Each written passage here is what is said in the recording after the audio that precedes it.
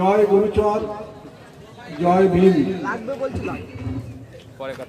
আজকের অনুষ্ঠানে মাননীয় সভাপতি, মঞ্চে আসীন বিশিষ্ট অতিথিবর্গ, আমার সামনে সমবেত সুধীবৃন্দ,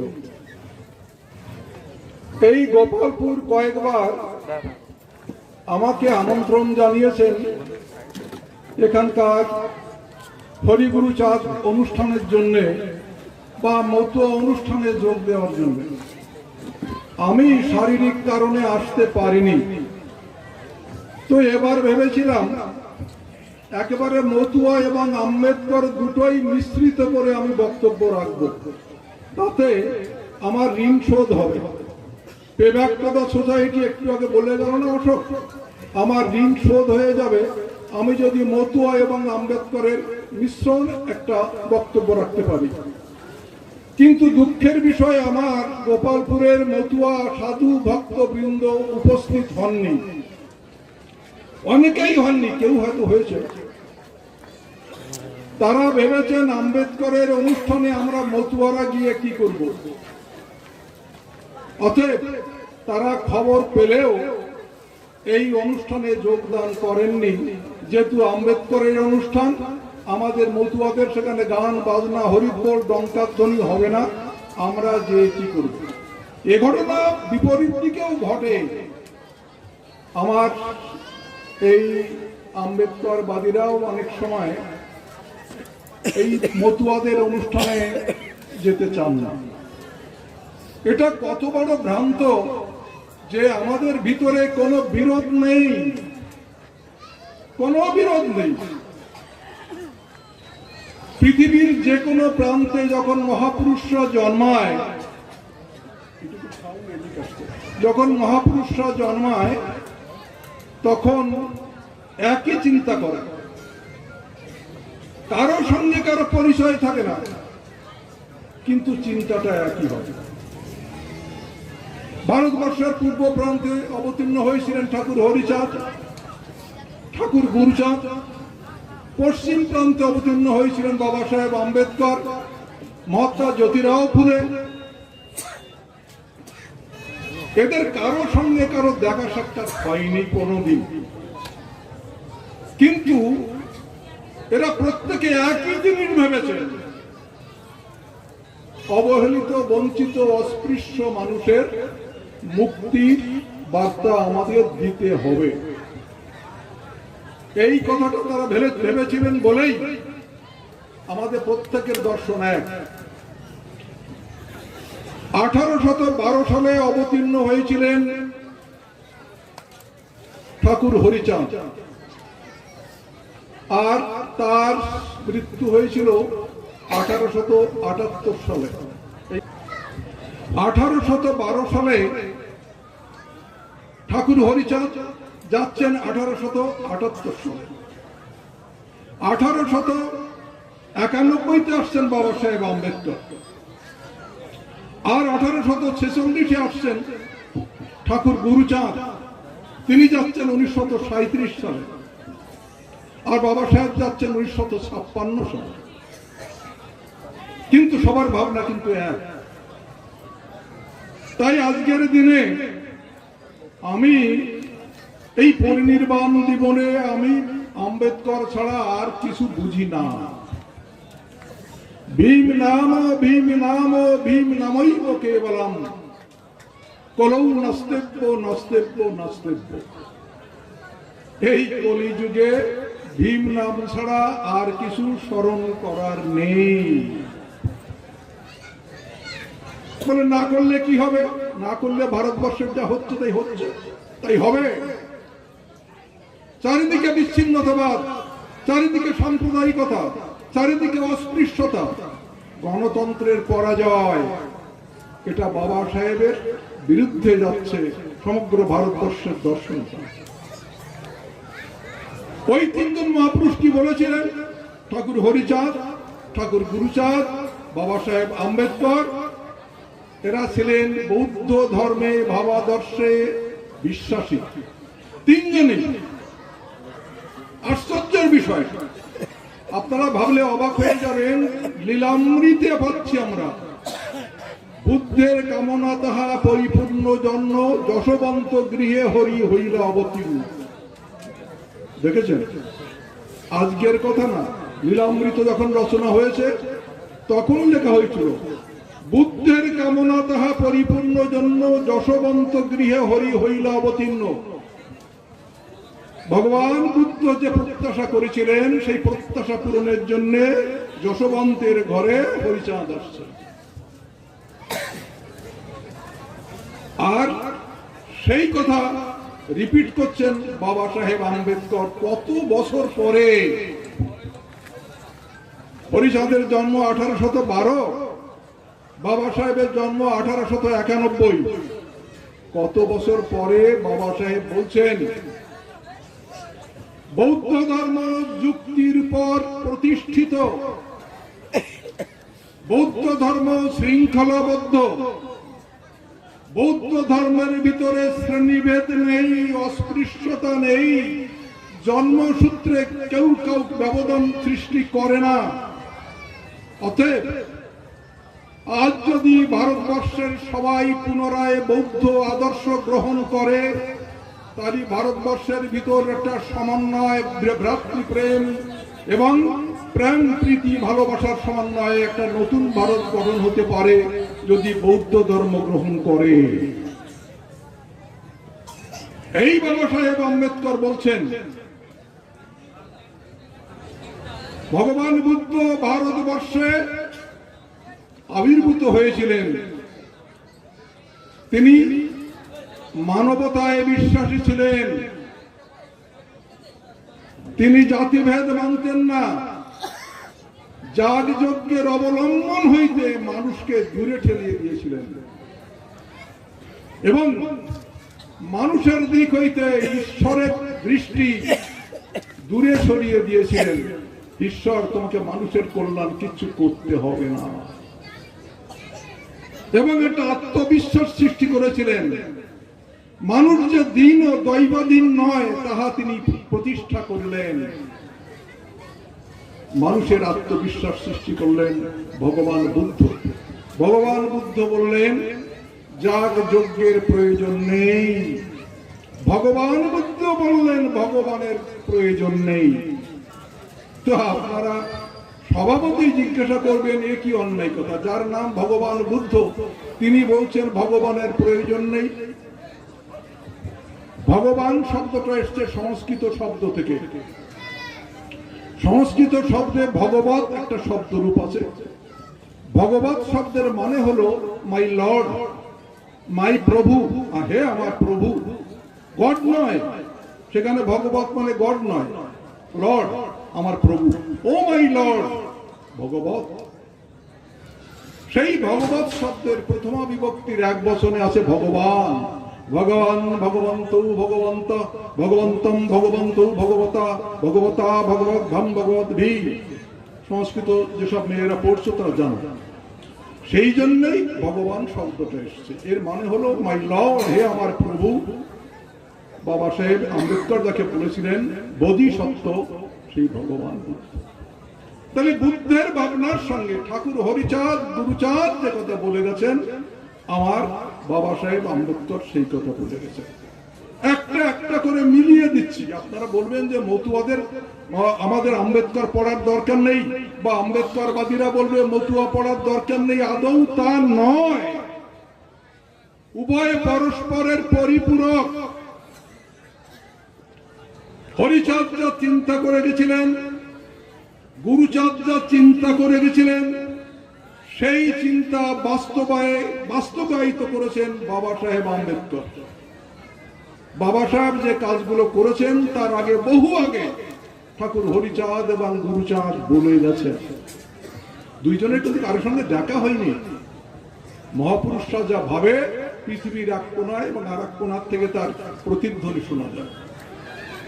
ওই ঠাকুর হরিচাঁদ বলছেন, জীবে দয়া নামে রুচি, মানুষেতে নিষ্ঠা, ইহা ছাড়া আর যত সব ক্রিয়া ভ্রষ্টা। জীবে দয়া নামে রুচি, মানুষেতে নিষ্ঠা। ইহা ছাড়া আর যত সব ক্রিয়া প্রশ্ন। আমার বাবা সাহেব বলছেন, যারা নিষ্ঠাবান ব্যক্তি তারা প্রতিপক্ষের কাছ থেকেও যথেষ্ট সমাদর এবং সম্মান গ্রহণ করেন, তারা জীবনে সার্থক হন এবং তারা সমাজের জন্য তারা কিছু কাজ করতে পারেন। সমাজকে যারা ভালোবাসে একমাত্র তাদেরই অধিকার আছে সমাজ সেবার। ভোট পাওয়ার জন্য সমাজ সেবা করার অধিকার নেই। সমাজকে ভালোবাসো তবে তোমার অধিকার জন্মাবে। ভোট পাওয়ার পরে তুমি আর সমাজের মানুষের কাছে এলে না আমাদের এমএলএদের মতো, তোমার কিন্তু কোনো নৈতিক অধিকার নেই সমাজকে ভালোবাসার। তুমি তো আসনি মানুষের ধারে। তাই বাবা সাহেব বলছেন যে সমাজকে ভালোবাসে তারই অধিকার আছে সমাজ সেবা। তাহলে আমার হরিচাঁদ এবং আমার আম্বেদকর মিলে গেল। আমার হরিচাঁদ বলছেন, এক নারী ব্রহ্মচারী পাল গৃহধর্ম, গৃহধর্ম নষ্ট হলে সব নষ্ট কর্ম। পৃথিবীতে আর কোন ধর্মে এইরকম একটা তত্ত্ব কথা নেই। আপনারা যারা বিভিন্ন ধর্মের সঙ্গে সম্পৃক্ত আছেন, বিশেষত হিন্দু ধর্মের বিভিন্ন শাখার সঙ্গে যারা সম্পৃক্ত আছেন, তারা সবাই জানেন ব্রহ্মচারী হতে গেলে ব্রহ্মচর্য পালন করার একমাত্র পথ হল বীর্য ধারণাং ব্রহ্মচর্যম বিন্দু পাতেন মরণম। এক ফোঁটা বীর্য যদি পতন হয় তাহলে তোমার ব্রহ্মচর্য স্খলন হয়ে গেল। এক ফোঁটা বিন্দুপাত হলে তুমি আর ব্রহ্মচারী থাকতে পারো না, হিন্দু ধর্ম বলছে। তাহলে আমার এই বীর্যক্ষয় না হয় কি করে, বিন্দুপাত না হয় কি করে? নারী সঙ্গ করবে না, মিটে গেল। কোন পুরুষ নারীর স্পর্শে যাবে না, তাহলে তুমি ব্রহ্মচারী হতে পারবে। তাই আমাদের ব্রহ্মচারী যারা সাধু সন্ন্যাসী যারা কেউ বিয়ে করেনি, দেখেছেন? কেননা তারা বলছে বিয়ে করলে তুই বাবু ব্রহ্মচারী থাকতে পারবে না। তাহলে এই যে পুরুষকে নারীর সান্নিধ্যে যেতে না দিয়ে যে শাস্ত্র বিধান তৈরি করা হয়েছে, আমার ঠাকুর তার প্রতিবাদ করলেন। আমার হরিচাঁদ বলছেন ইট ইজ কোয়াইট ইম্পসিবল, এটা কিছুতেই সম্ভব নয়। জীবদেহের নৈমিত্তিক চাহিদা হলো নারী পুরুষের সংসর্গ। তোমার কি অধিকার আছে সে তার কাছে যাবে না। আর তাই যদি হয় পৃথিবী থাকবে, সৃষ্টি ধ্বংস লয় কিছু থাকে, নারী পুরুষের যদি মিলন না হয়, তাহলে ঠাকুর কি করা যাবে? বলছেন দেখো, আমার মতুয়া যারা এক নারী ব্রহ্মচারী পাল গৃহধর্ম, গৃহধর্ম নষ্ট হলে নষ্ট সব কর্ম। আমার মতুয়ায় যারা আসবে তার ব্রহ্মচারী হতে গেলে অবিবাহিত থাকার প্রয়োজন নেই। একজন নারীকে তুমি জীবন সঙ্গিনী করে পরিশীলিত জীবন যাপন করো। আমি কিছু নির্দেশিকা দেব, স্বামী স্ত্রী দাম্পত্য জীবন কিভাবে পরিচালনা করতে হবে আমি তোমাকে শিখিয়ে দেব। সেইভাবে তুমি জীবন যাপন করো, তারপরও আমি তোমাকে ব্রহ্মচারী বলবো। ব্রহ্মচারী হওয়ার জন্য বিয়ে না করে বসে থাকার আমি নির্দেশ দেব না। বিয়ে করো, কিন্তু স্বামী স্ত্রীর দুজনের জীবন চর্চা যেন পরিশীলিত হয়। ওই মনুবাদীরা বলেছিলেন যে দেখো, এই ধর্ম কর্ম করতে গেলে এই স্ত্রীকে নিয়ে ধর্ম করা যায় না। নারী তো নরকের দাস, এদের নিয়ে কোনো মহৎ কাজ করা যায় না। অতএব নারী ত্যাগ করো, সন্ন্যাস নাও এবং ঠাকুরের নাম ধাম করো। আমার হরিচাঁদ একদম প্রতিপক্ষ হয়ে বললেন, করিবে গার্হস্থ্য ধর্ম লয়ে নিজ নারী, গৃহে থেকে নাসি বানপ্রস্থি ব্রহ্মচারী। You must come with your wife. তুমি বউ নিয়ে আমার আশ্রমে আসবে। কোনদিন যদি ঠাকুরের আশ্রমে আসো, একা এসো না, বাড়ি থেকে বৌমাকে সাথে করে নিয়ে এসো, তাতেও আমি খুশি হব। তো শিষ্যরা খুব খুশি। একা নারী একা পুরুষ যেতে মানা করেছে। ঠাকুর কি স্বাধীনতা আমাদের দিয়েছেন, যার নারী নেই সেও একটা নারী ধরে নিয়ে গিয়ে হাজির হবে। অতএব ঠাকুরের আইন লঙ্ঘন হবে না, আমিও জীবনটাকে ভোগ করতে পারলাম। ঠাকুর বলেছেন একা এসো না, নারীকে সঙ্গে করে নিয়ে এসো। তখন ঠাকুর আবার স্পেশাল প্রোটেকশন দিচ্ছে। ওহে ভক্ত, তোমাকে যা বলেছি মানে কিছু বুঝলে? বলে হ্যাঁ বুঝেছি। নারী নিয়ে যেতে বলেছেন। বলছে ওরে সে নারী নয়, পরপতি পরসতী স্পর্শ না করিবে, না ডাকো হরিকে হরি তোমারে ডাকিবে। পরের বউ নিয়ে এসো না বাবা, এই আশ্রমে পরের স্ত্রীকে নিয়ে এসো না। হে পুরুষ, তুমি অপরের স্ত্রীর প্রতি আসক্ত হবে না। হে নারী, তুমি অপরের স্বামীর প্রতি আসক্ত হবে না। তাহলে কতগুলো বাইন্ডিংস দেখেছেন? প্রথমে বলছেন যে প্রত্যেককে বিয়ে করতে হবে, পরিশীলিত জীবনযাপন করতে হবে। তারপরে বলছেন আমার আশ্রমে আসবে, একা আসবে না, নারীকে সঙ্গে করে নিয়ে আসবে। তারপর আবার বলছেন যে কোনো নারী আনলে হবে না, তোমার বিবাহিত পত্নীকে নিয়ে আসবে, তোমার বিবাহিত স্বামীকে নিয়ে আসবে। এই নির্দেশিকা দিচ্ছেন আমার ঠাকুর হরিচাঁদ। আমার বাবা সাহেব বলছেন যে নারী পুরুষের দাসী নয়। আগে আমাদের ছেলেরা বিয়ে করতে যাওয়ার সময়, বেরোবার সময় মাকে বলতো আমা তোমার জন্য দাসী আনতে যাচ্ছি। হ্যাঁ, বৌমা আনতে যাচ্ছি, পুত্রবধূ আনতে যাচ্ছি তা বলতো না, তোমার জন্য দাসী আনতে যাচ্ছি। অর্থাৎ সে এই বাড়িতে এসে দাসীর মতো কাজ করবে, তোমার পা টিপে দেবে, রান্না করে দেবে, অতএব তোমার দাসী আনতে যাচ্ছি। আমার বাবা সাহেব বললেন না, তোমার স্ত্রী তোমার দাসী নয়, সে তোমার জীবন সঙ্গিনী, তোমার কর্ম সঙ্গিনী, তোমার ভাবনার সঙ্গিনী, তোমার মর্ম সঙ্গিনী, কিন্তু দাসী নয়। উভয়ের মর্যাদা সমান। তুমি তাকে সম্মান করবে, সে তোমাকে সম্মান করবে। যে শাস্ত্র, যে গ্রন্থ, যে ব্যক্তি নারীর প্রতি হেয় প্রতিবদ্ধ করেছেন, আমি তাকে ঘৃণা করি, সে সমাজের শত্রু। বাবা সাহেব আম্বেদকরের এই কথাটা শুধু কথা নয়, তিনি জীবনভর পালন করে গেছেন, জীবনভর। আপনারা জানেন বাবা সাহেব আম্বেদকর ভারতবর্ষের সংবিধান রচনা করেছিলেন, সবাই আপনারা জানেন। সেই সংবিধানের বলে তিনি ভারতবর্ষের মন্ত্রী হয়েছিলেন। প্রধানমন্ত্রিত্ব তাকে দেওয়া হয়নি। তিনি সংবিধান রচনা করলেন, অথচ প্রধানমন্ত্রিত্ব দেওয়া হয়নি। পরিকল্পনা দপ্তর দেওয়ার কথা ছিল, তাও তাকে দেওয়া হয়নি। আইন মন্ত্রী করলেন। বাবা সাহেব বললেন আমার হাতে যতটুক ক্ষমতা পাই ততটুক মানুষের জন্য কাজ করে যাই। এই বর্ণ হিন্দু সমাজ আমাকে সুযোগ দিল না।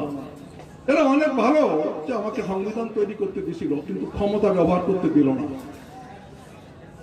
সেই আইন প্রণয়ন করতে গিয়ে ভারতবর্ষের ভিতর প্রথম বাবা সাহেব আম্বেদকর বললেন, শ্রমের জন্য আইন করলেন। যারা শ্রমিক তারা বেশি কাজ করলে বেশি পয়সা পাবে, অবসরে কাজ করলে এক্সট্রা পয়সা পাবে, সবই আইন টাইন করলেন। বালকদের নিয়োগ করা যাবে না। নারীর জন্য বললেন, আগে নারী এবং পুরুষের মাইনে ছিল আলাদা আলাদা। কোন কলকারখানায় একজন নারী যা সারাদিন কাজ করে পেতেন, একজন পুরুষ তার থেকে বেশি পেতেন। দেখুন কাণ্ডটা কি। বলে না, মেয়েরা কি কাজ করবো পারে নাকি? বাবা সাহেব বললেন কোন ক্ষেত্রেই নারী পুরুষের বেতন এবং পারিশ্রমিক ব্যবধান রাখা চলবে না। পুরুষের যে যে সুযোগ দেওয়া হয়েছে সেই সেই সুযোগ আমার নারীকেও দিতে হবে। বাবা সাহেব প্রথম বলেছিলেন, আমার মায়েরা যখন গর্ভে সন্তান আসে তখন অফিসে আসতে পারে না, তাদের 3 মাসের ছুটি দেওয়া হোক। আগে 2 মাস, পরে 1 মাস, এবং সেই ছুটি থাকা সত্ত্বেও তাকে বেতন দেওয়া হবে। প্রথম তার মাথায় এলো গর্ভধারিণী মায়েরা কি করে অফিসে আসবে। দেখুন কি চিন্তাধারা। সেই সিঁড়িটা ক্রমশ বাড়ছে আস্তে আস্তে। বাবা সাহেবের মাথায় এই আইন এসেছিল, আর এই আইন মেয়েদের জন্য আইন প্রণয়ন করতে গিয়ে বাবা সাহেব মন্ত্রিসভা থেকে পদত্যাগ করেছিলেন 1951 সালে। এটা আমার মায়েদের মনে রাখা উচিত। শুধু আপনাদের প্রতি সহানুভূতি দেখাতে গিয়ে বাবা সাহেবকে পদত্যাগ করতে হয়েছিল। কেন? হিন্দু কোড বিল বাবা সাহেব পার্লামেন্টে পেশ করলেন এবং তিনি বলেছিলেন প্রধানমন্ত্রীকে, মিস্টার নেহেরু, আপনি আমার এই বিল পাশ করে দেবেন তো? বলে হ্যাঁ দেব। বিলে কি ছিল? বিলে ছিল পিতার সম্পত্তির অধিকার মায়েরা পাবে, মেয়েরা পাবে। আগে নিয়ম ছিল মেয়ের বিয়ে হয়ে গেলে সে আর বাবার সম্পত্তির অধিকার পেত না। বিয়ে হয়েছে আবার কি রে? ভাইরা বলতো যাবা, বিয়ে হয়েছে চলে যাও। বাবা সাহেব বললেন তা নয়, 3 ভাই 2 বোন যদি থাকে বাবার সম্পত্তি 5 ভাগ হবে। ভাইয়েরা বলতে পারবে না তোর বিয়ে হয়েছে তুই চলে যা, এটা হবে না। যে কয়টা ভাই বোন প্রত্যেকের সম্পত্তিতে ভাগ আছে, তারা যদি লিখে দেয় ভাইকে যে ভাই আমি নেব না, সে আলাদা কথা, কিন্তু সে পাবে। 1 নম্বর পয়েন্ট। 2 নম্বর পয়েন্ট বললেন, আপনারা এতকাল ধরে পুরুষকে অধিকার দিয়েছেন ডাইভোর্স করার, স্ত্রী ত্যাগ করার অধিকার দিয়েছেন। স্ত্রীর চরিত্র খারাপ, স্ত্রীর স্বাস্থ্য খারাপ, স্ত্রীর আলাপ খারাপ, স্ত্রী পুরুষকে সন্তুষ্ট করতে পারে না, অতএব বউ আমি ঘরে রাখবো না, আমি ডাইভোর্স করব। মুসলমানদের তালাক দেওয়ার মতো। বাবা সাহেব বললেন, যদি স্ত্রীর এতগুলো দোষ থাকে এবং এই দোষের জন্য যদি তাকে ডাইভোর্স করা যায়, এই দোষগুলো তো পুরুষেরও থাকতে পারে। মাই ডিয়ার নেহেরু, তাহলে কি হবে? তুমি কি মনে করেছো এই ভারতবর্ষে কোন পুরুষের চরিত্র খারাপ নেই? কোন পুরুষের স্বাস্থ্য খারাপ নেই? কোন পুরুষ মদ মাতাল নয়? কোন পুরুষ তার স্ত্রীকে অত্যাচার করে না? কোন পুরুষ তার স্ত্রীকে সুস্থ রাখতে পারে না? এমন তো হতে পারে। অতএব এই স্ত্রী পরিত্যাগের যে অধিকার তাদের এতদিন দেওয়া হয়েছিল পুরুষের, আমি চাই স্বামী পরিত্যাগের অধিকার নারীকে দেওয়া হোক। বুঝলেন কি ভয়ানক অগ্নিবর্ষী আইন? দীর্ঘদিন এই আইন নিয়ে লড়াই চলল। পার্লামেন্টের বড় বড় এমপিরা বললেন, সে কি এত বিষয় সম্পত্তি করেছি, আমার এখন মেয়েদেরও ভাগ দিতে হবে না, আম্বেদকর এটা চলে না। তারপরে আর একজন বললো, আমি বউ ত্যাগ করবো, বউ আমার ত্যাগ করবে। এত বড় দুঃসাহস নারীদের এতখানি মাথায় তুলতে হবে কেন? বাবা সাহেব বললেন, আমি যা বলেছি তা বলেছি, ওর একটা লাইনও কাটা যাবে না। মিস্টার নেহেরু, তুমি আমাকে বলেছিলে যে এই আইনটা পাস করবে। নেহেরু বললেন, আমি পারলাম না মিস্টার আম্বেদকর, আমি আপনাকে রিকোয়েস্ট করছি এই বিলটা আপনি উইথড্র করুন, তুলে নেন। আমি ফেলিওর হয়ে গেলাম। আম্বেদকর বললেন যে প্রধানমন্ত্রী আমার একটা বিল পাস করতে অক্ষম হয় এবং নারীর অধিকার প্রতিষ্ঠার জন্য যে ভারতবর্ষের গণপরিষদ এই নারীর অধিকারের জন্য একটা বিল পাস করতে অক্ষম হয়, সেই পার্লামেন্টে ডক্টর আম্বেদকর বসতে পারে না। পদত্যাগ পত্র লিখে দিলেন নেহেরুকে, নেহেরু সেলিউট, আর তোমার পার্লামেন্টে আসছে। আপনাদের নারীর জন্য বাবা সাহেবের এত ক্রন্দন, এত চিন্তা, সেই নারীরাও কিন্তু আজকে বাবা সাহেবের এই দিনে ঘরে বসে আছেন।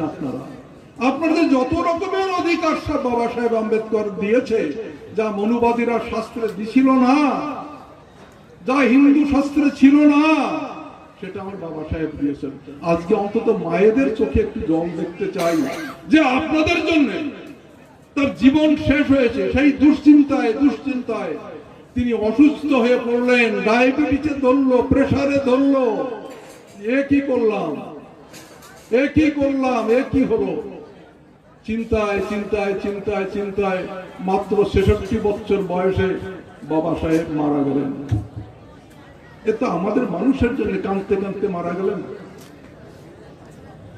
তাই বাবা সাহেব বলেছিলেন যে নারীর অধিকারে যারা ব্যাহত সৃষ্টি করে তারা সমাজের শত্রু। এ কথা তাহলে আমার হরিচাঁদ বলেছিলেন। কেমন তাহলে এখানে নারীর অধিকার হয়ে গেল? আমার হরিচাঁদ বলেছিলেন যে এই ব্রাহ্মণরাই দেবতার তুল্য। কোথায় ব্রাহ্মণ দেখো, কোথায় বৈষ্ণব, স্বার্থ বসে অর্থ লোভী যত ভণ্ড সব। তুমি কাকে প্রণাম করছো? যথার্থ ব্রাহ্মণ পাবে না, যথার্থ বৈষ্ণব পাবে না, তারা উপরে উপরে খোলস মাত্র। অতএব তোমরা এই ব্রাহ্মণ বৈষ্ণব দেখলেই মাথা নত করবে না। যথার্থ মতুয়া হও, তাহলে ব্রাহ্মণ বৈষ্ণবের প্রতি তোমাদের আসক্তি থাকবে না। কে বলেছিলেন? ঠাকুর হরিচাঁদ। তারপরে সেই কথার প্রতিধ্বনি শোনা গেল বাবা সাহেব আম্বেদকরের মুখে। ব্রাহ্মণরাই দেবদেবীর স্রষ্টা,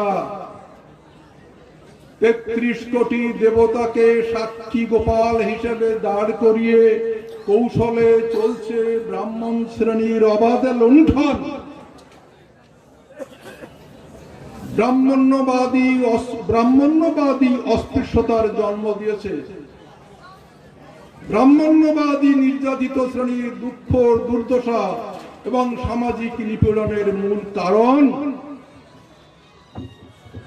আজ যদি ভারতের সমস্ত নির্যাতিত মানুষ সমবেত হয়ে আন্দোলনের মাধ্যমে ব্রাহ্মণ্যবাদীর মূল উৎপাটন করে ফেলে, তবেই একমাত্র ভারতবর্ষের সকল মানুষ সুখে শান্তিতে একত্র বসবাস করতে পারবে, নইলে পারবে না। দেখলেন হরিচাঁদের কথা আর আম্বেদকরের কথা কোন অবদান আছে? নেই। একটা জায়গা বুঝতে ভুল হচ্ছে। যারা বাইরে, এই মেয়েরা কথা বলিস না, চলে যা, বুঝে পড় না, চলে যা।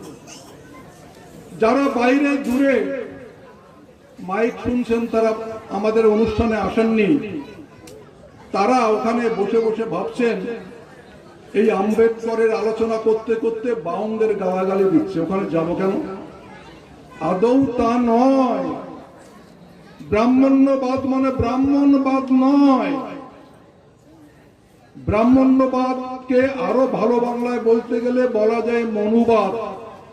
মনু সংহিতাকে যারা অনুসরণ করে, ব্রাহ্মণ সমাজ মনু সংহিতাকে অনুসরণ করে বলেই আমরা এটাকে বলি ব্রাহ্মণ্যবাদ।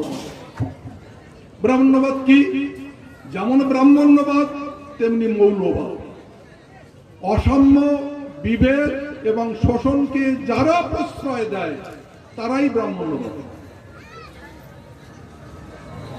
অসাম্য অর্থাৎ মানুষের সমান সহ্য করতে পারে না। বিভেদ, দুইজন মানুষকে আলাদা করে দিলাম। এবং শোষণ, ছলে বলে কলে কৌশলে শোষণ করব। এই অসাম্য, বিভেদ এবং শোষণকে যে পদ্ধতি প্রশ্রয় দেয় সেই পদ্ধতি ব্রাহ্মণ্যবাদ, ব্রাহ্মণ নয়। সেই পদ্ধতির ভিতরে নমশূদ্রও আছে। আমি সেও ব্রাহ্মণ্যবাদের শিকার, ব্রাহ্মণকে দোষ দিচ্ছি না। সেই পদ্ধতির ভিতরে নিম্ন বর্ণের মানুষও আছে, সেই পদ্ধতির ভিতরে মুসলমানও আছে। তবে মুসলমানরা সেই পদ্ধতিকে বলা হয় মৌলবাদ। যেহেতু মুসলমান, ওরা বলে মৌলবাদ। কিন্তু হিন্দুর ভিতরে যে পদ্ধতিতে মানুষকে শোষণ করা হয়, অস্পৃশ্যতা দেখানো হয় এবং বিভেদ সৃষ্টি করা যায়, একে বলা হয় ব্রাহ্মণ্যবাদ, ব্রাহ্মণিক্যাল সিস্টেম, নট ব্রাহ্মণ। অতএব আপনারা ভুল বুঝবেন না, এখানে বাবা সাহেব আম্বেদকর কোন ব্যক্তি ব্রাহ্মণের কথা বলেননি, কোন গোষ্ঠী ব্রাহ্মণের কথাও বলেনি। যারা এই ব্রাহ্মণ্যবাদকে প্রশ্রয় দেয় তারাই ব্রাহ্মণ্যবাদী, সে আমার সমাজের লোক হতে পারে। তাই বাবা সাহেব বলেছেন, এই ব্রাহ্মণ্যবাদী সমাজের ভিতর থেকে ভারতবর্ষের কল্যাণের কোনো সম্ভাবনা নেই। হরিচাঁদের তত্ত্ব চলে গেল, আমার বাবা গুরুচাঁদকে আনতে হয়। এখন গুরুচাঁদ কি বলেছিলেন? গুরুচাঁদ বলেছিলেন, বিদ্যা ছাড়া কথা নাই, বিদ্যা করো সার, বিদ্যা ধর্ম, বিদ্যা কর্ম, আর সব সবাকারে বলি আমি, যদি মানো মরে, অবিদ্যান পুত্র যেন নাহি থাকে ঘরে। খাও বা না খাও তাতে কোনো দুঃখ নাই, ছেলে পেলে শিক্ষা দাও, এই আমি চাই। গুরুচাঁদের কথা, কি সুন্দর কথা। বিদ্যা ছাড়া কথা নাই, বিদ্যা করো সার, অর্থাৎ বিদ্যাই জীবনের সার। বিদ্যা ধর্ম, বিদ্যা কর্ম, অন্য সব সার, একটা সার, একটা সার, মানে সে তার কোনো দাম নেই। সবাকারে বলি আমি, যদি মানো মরে, অবিদ্যান পুত্র যেন নাই তাকে ঘরে। খাও বা না খাও তাতে কোনো দুঃখ নাই, ছেলে পেলে শিক্ষা দাও, আমি চাই। আমার ঠাকুর গুরুচাঁদের দয়ায় আমার সমাজের ভিতর প্রথম বিদ্যার প্রচলন হয়েছিল। আমি আজকে এই মঞ্চে আপনাদের আশীর্বাদে দাঁড়িয়ে আছি, বাবা গুরুচাঁদের দয়ায় আমি আছি। তারই দয়ার ফসল আমার বাবুগিরি, আমার এই সুন্দর জামা কাপড় তিনি করেছেন। আর তিনি যদি না জন্মাতেন, আমি গামছা পরে মাঠে লাঙল চষতে যেতাম। আমার বাবা যেমন শিক্ষা পাননি, আমার মা একেবারে নিরক্ষর, বাবা সামান্য শিক্ষা পেয়েছিলেন। আমারও তো লাঙল চষার কথা ছিল, কিন্তু গুরুচাঁদের আন্দোলনের ফসল আর তার পরের ফসল আরো আপনারা এসছেন, সবই তো গুরুচাঁদের আন্দোলনের ফসল। তো সেই বিদ্যার কথা তিনি বলেছেন, বিদ্যা হও, বিদ্যা নও, বিদ্যাবান যেই জন তারে মান্য দাও, বিদ্যার ভিত্তিতে সমাজ গড়াও। যেজন বিদ্যাবান পরম পণ্ডিত, সমাজের পতিতারে মানিবে নিশ্চিত।